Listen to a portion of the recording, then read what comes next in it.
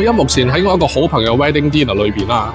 咁喺呢個大喜之日，我哋就講一講奇門遁甲代表婚姻關係嘅八神之一六合。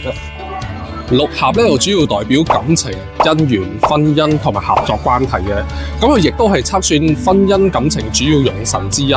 想知道自己同另外一半嘅婚姻關係係如何？咁我哋係主要睇六合、落宮同半宮嘅五行相克關係。Yes! 首先用奇門遁甲 Apps 編你嘅個人出世日子同時間，排出奇門遁甲盤。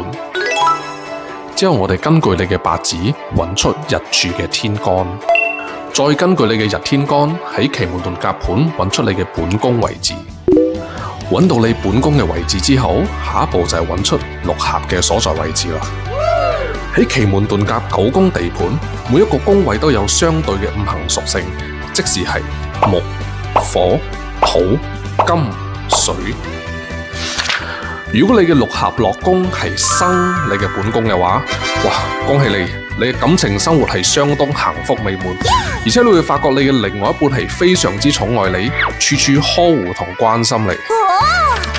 如果你六合落宮嘅五行屬性同你本宮嘅屬性係一樣嘅話，同樣恭喜你，因為你嘅感情生活相當和諧，兩夫妻相敬如賓，凡事都有商有量，共同努力去經營一個幸福美滿嘅家庭。如果你嘅本宮宮位嘅五行屬性係相克六合落宮嘅話，基本上你嘅感情生活都算係穩定嘅，淨係可能你經常工作忙碌而忽略身邊另外一半。建議時刻提醒自己，再忙都要多關心自己身邊嘅另外一半。如果你嘅本宮宮位係雙生六合落宮嘅話，代表你係非常之重視同着緊你嘅感情生活同身邊嘅另外一半。你唔怕辛苦付出或者係犧牲，只但求對方開心、幸福與快樂。最後，如果你嘅六合落宮係相克你嘅本宮宮位嘅話，你會發覺婚姻只會為你帶來煩惱與壓力，好似你唔想結婚，你想逃避，就算結婚咗啊，你都會覺得婚姻會令你冇自由、失自由、綁手綁腳，而且經常會為開一啲小事而同身邊嘅另外一半發生爭執而拗撬。六合係四大吉神之一，而且係我哋非常之重視嘅宮位之一。如果你發覺你嘅感情生活或者係六合關係唔係好理想嘅話，可以通過風水調理或者係奇門嘅佈局去減少或者係化解六合所帶來嘅傷害或者係摩擦。